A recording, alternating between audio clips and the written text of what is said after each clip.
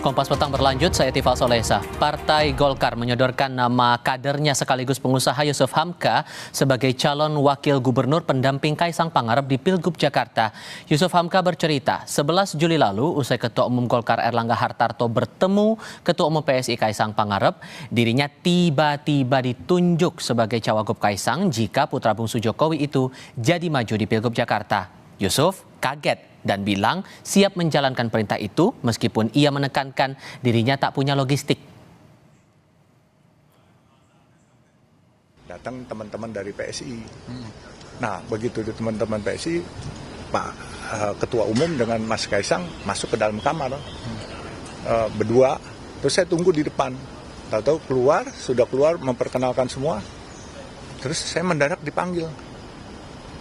Terus kamu ditunjuk untuk kalau Pak Kaisang mau, katanya ini wakilnya. Tunjuk apa Pak wakilnya? Oh, wakil gubernur, saya bilang. Saya cuma bisa bilang, ini nggak salah Pak, saya nggak punya logistik. Logistik saya bukan buat bagi-bagi rakyat. Saya bilang, wah, saya bilang ini udah perintah, katanya. Oh ya, saya bilang perintah saya tetap jalankan. Nah, kalau rakyat membutuhkan logistik sama saya nggak pernah menjanjikan logistik buat rakyat. Saya menjanjikan kesejahteraan kalian pasti akan lebih baik. Siap nggak siapnya tergantung perintah. Ini kan baru wacana kalau Pak Kaisang di Jakarta. Sekjen Partai Amanat Nasional, Edi Suparno memastikan calon gubernur dan wakil gubernur yang diusung Parpol Koalisi Indonesia Maju akan dibahas bersama. Edi bilang setiap partai punya hak untuk mengusung calon masing-masing. Sementara untuk Partai Amanat Nasional telah mengajukan nama Zita Anjani sebagai cawagup Jakarta. Untuk menentukan paslon yang akhirnya didukung di Pilgub Jakarta, para ketua umum partai akan menggelar forum musyawarah. PAN telah mengajukan nama kadernya yaitu Zita Anjani sebagai wakil gubernur yang akan kita usung nanti di Pilgub DKJ.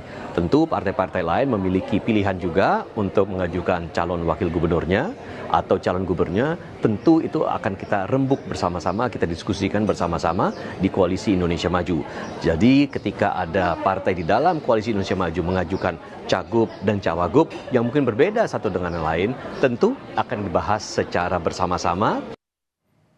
Partai Golkar sodorkan nama politisi Golkar sekaligus pengusaha Yusuf Hamka sebagai cawagup pendamping Kaisang Pangarep di Pilgub Jakarta. Bagaimana peta politik di Pilkada Jakarta usai usulan Golkar itu? Kami akan bahas bersama politisi Golkar yang juga penggagas nasi kuning Babah Alun, Yusuf Hamka, dan Direktur Eksekutif LSI Jayadi Hanan. Assalamualaikum Pak Yusuf, Mas Jayadi, selamat sore, apa kabar? Selamat sore. Waalaikumsalam warahmatullahi wabarakatuh. Terima kasih sebelumnya sudah hadir dalam diskusi kami kali ini. Sebelumnya saya mau konfirmasi dulu nih Pak Yusuf. Saya manggilnya Pak Yusuf atau Babah nih? Karena kan kemarin dikenalin sama Pak Erlangga bilangnya Babah Alun. Apa aja yang penting yang enak-enak aja. Oke, Pak Yusuf saja. Terima kasih sudah bergabung bersama kami Pak. Anda mengaku bahwa nama Anda diusung itu mengagetkan. Karena belum pernah ada disampaikan sebelumnya. Tapi terakhir Anda konfirmasi ke Golkar bahwa ini perintah. Nggak mungkin dong perintah tanpa alasan. Jadi alasan Golkar sampai menyebut nama Anda jadi cawagup itu apa Pak? Wah, soal alasannya saya juga nggak ngerti Pak. Itu tentunya Bapak harus tanyakan kepada Ketua Umum Golkar yang mempunyai alasan tersendiri. Sebab itu kalau menurut saya alasan itu kan subjektif Pak, gitu Pak. Tapi Pak Erlangga bilang apa waktu itu? Ya, menurut Pak Erlangga, kamu punya kemampuan dan kamu banyak punya fans. Dan saya bilang, saya nggak sekolah tinggi Pak, saya kan cuma SMA aja. Dan kalau di university kan saya nggak lulus, saya bilang gitu. Tapi beliau bilang, yang diperlukan rakyat adalah orang yang amanah, bukan sekolah tinggi aja katanya, gitu. Oke. Sampai Anda menyatakan siap karena ini perintah dari partai. Apa alasan Anda menyanggupi untuk terjun ke politik praktis ini? Terlebih lagi, ini Pilkada Jakarta yang sorotannya cukup besar juga Pak Yusuf. Ya buat saya Pak, sebenarnya usia saya kan juga nggak muda lagi. Tetapi beliau kalau nggak salah pernah bilang waktu itu, coba ilmu-ilmu yang kamu punya, kemampuan yang kamu punya, pekerjaan-pekerjaan kamu ini bisa membantu warga Jakarta dari hingar-bingarnya ke macetan katanya. Coba kamu implementasikan. Saya bilang, waktu itu kan cuma diajak makan ngobrol gitu. Saya menceritakan bagaimana program-program Jakarta supaya bebas macet. Tahu-taunya ya sorenya saya diajak ke DPP Golkar, saya terus dikasih tahu itu. Nah, buat saya memang terkejut juga Pak. Tapi ya buat saya kalau udah perintah ya itu tantangan. Ya memang sebelum saya mengatakan iya, saya menelpon dulu beberapa guru-guru saya, diantaranya salah satu guru saya yaitu dari Wakil Ketua Umum PBNU Pak Habib Hilal, dan terus beliau bilang kalau sudah memang diperintahkan, dia bilang jalan. Saya bilang tapi Bib, saya mau pensiun ini, saya kan udah 67 tahun, lalu saya dimarahin malah, kamu egois katanya. Kalau pensiun senang sendiri katanya, pensiun bersama umat, sejahterakan umat, perbaiki semua apa yang bisa kamu perbaiki, berikan kepada rakyat katanya. Oke, disitulah dorongan itu muncul dan Anda berani untuk siap menjalankan perintah itu? Ya begitulah, diantaranya dari beberapa tuan guru udah saya tanya, mereka bilang hadapin tantangan itu, kalau rakyat mempercayakan kamu, kenapa kamu nggak berani katanya. Saya bilang ini bukan masalah berani nggak berani, saya mau pensiun, tapi beliau bilang kamu egois. Nah begitu dibilang egois, saya berasa kok saya nggak egois selama ini, kenapa saya harus egois? Kalau begitu kamu egois, saya cap kamu egois katanya. Oh ya udah baik kalau gitu, tidak egois, saya harus terima katanya. Hal menarik juga soal tagline nih saat dikonfirmasi ke wartawan dan Anda bilang kalau jadi nih Kaisang dan Anda maju, singkatannya Ka'bah. Inisiatornya siapa tuh Pak? Itu Pak Erlangga sendiri. Jadi waktu lagi sore-sore duduk itu, wah ini bagus nih kalau disingkat jadi Ka'bah katanya. Jadi kita berkiblat kemana? Semua langsung pengurus DPP Golkar bilang kiblatnya Ka'bah katanya. Waduh, saya bilang makin merinding lagi saya. Waduh, katanya berat banget buat saya gitu. Tapi ya, nah ya udahlah kita terima aja gitu. Tantangan bagaimana? Terima Pak. Mas Jayadi melihat nama Yusuf Hamka ini disodorkan dan tampaknya sebelum-sebelumnya juga belum ada masuk dalam radar. Setelah itu Anda membacanya gimana? Iya, pertama ini sinyal dari Golkar bahwa mereka lebih merestui Ridwan Kamil ke Jawa Barat gitu ya. Pertama itu, yang kedua itu lalu Golkar kemudian karena ada kemungkinan Kaisang yang maju, Golkar tampaknya mengalah lagi gitu.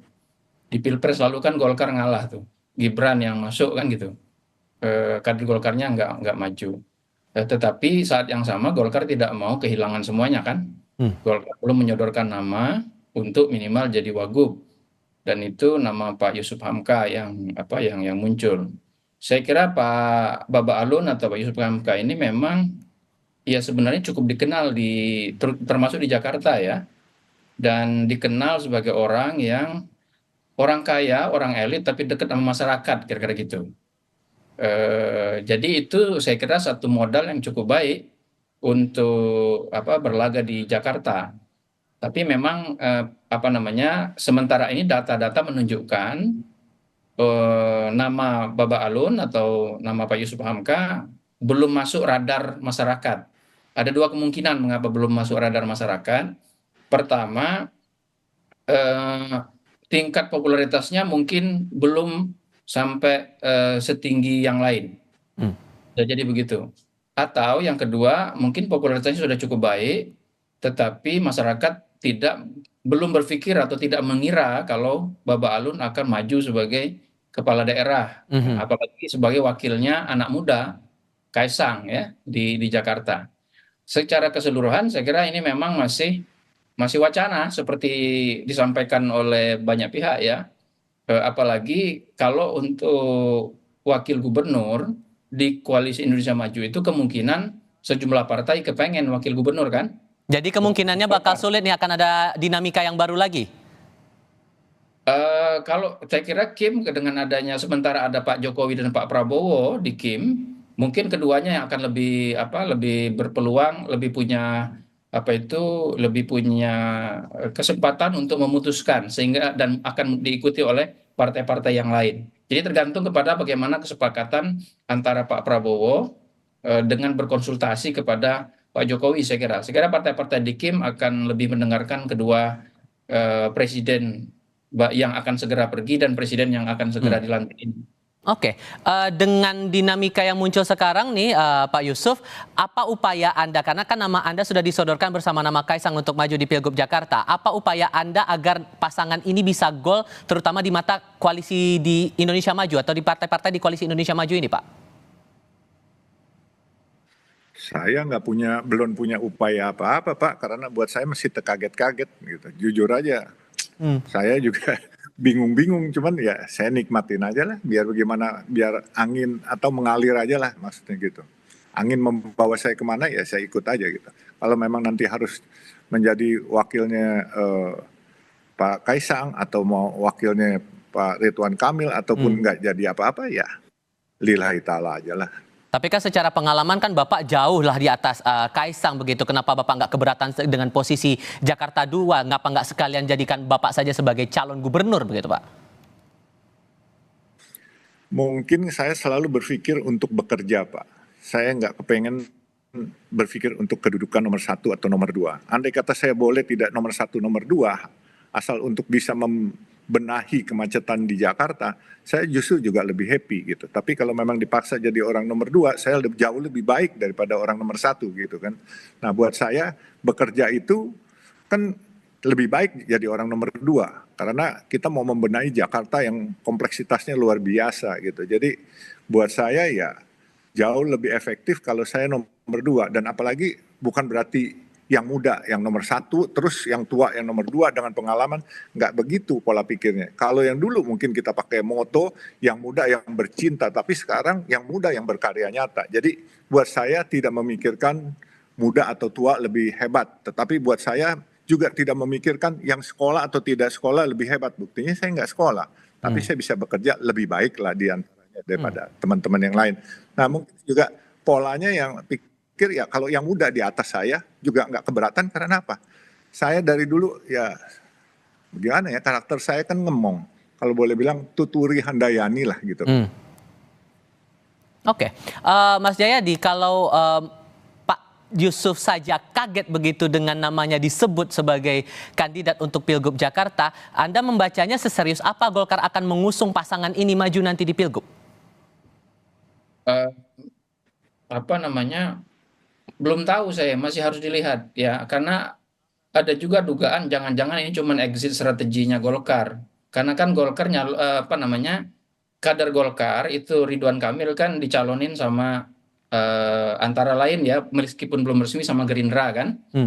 Tapi Golkar terus-menerus kelihatannya berhitung dan kayaknya Golkar lebih berat untuk memajukan Ridwan Kamil di Jawa Barat gitu. Nah, bagaimana caranya untuk keluar dari apa namanya dilema itu?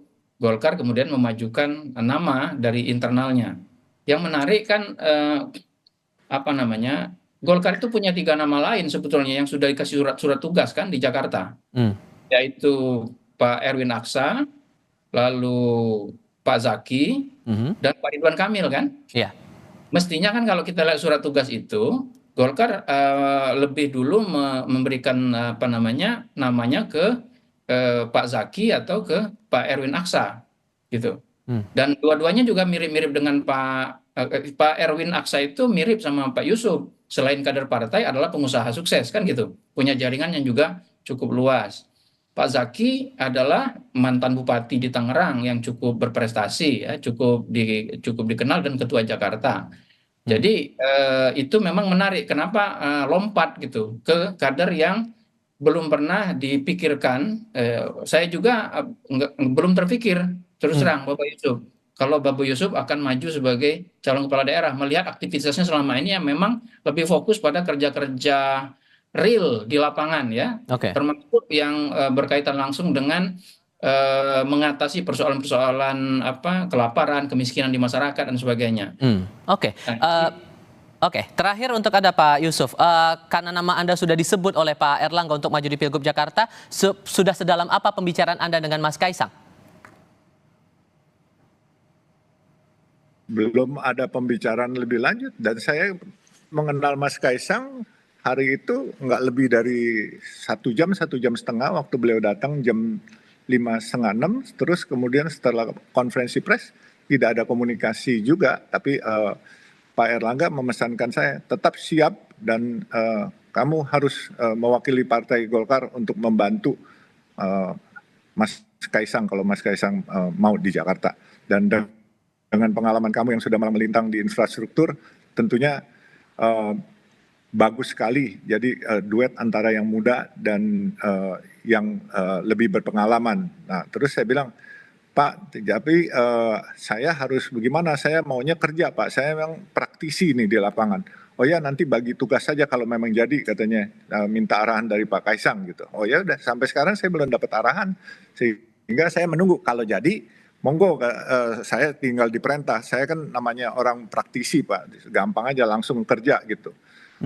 Dan kita kan mempunyai rekor, Pak. Kemarin waktu bangun Cisumdawu, bikin jembatan 225 meter itu yang kesulitannya cukup rumit, kami bisa 40 hari kami kerja. Jadi kalau mau disuruh kerja, ya kita kerja. Dan bahkan Pak Erlangga bilang, siap ya, namanya tagline-nya, jargonnya Ka'bah katanya. Pak Kaisang Babah katanya. Siap. Gitu. Oke, Pak Yusuf Hamka, terima kasih banyak. Mas Jayadi Handa juga terima kasih sudah berdiskusi bersama kami. Sehat selalu semuanya. Selamat sore. Assalamualaikum. Mas Jayadi.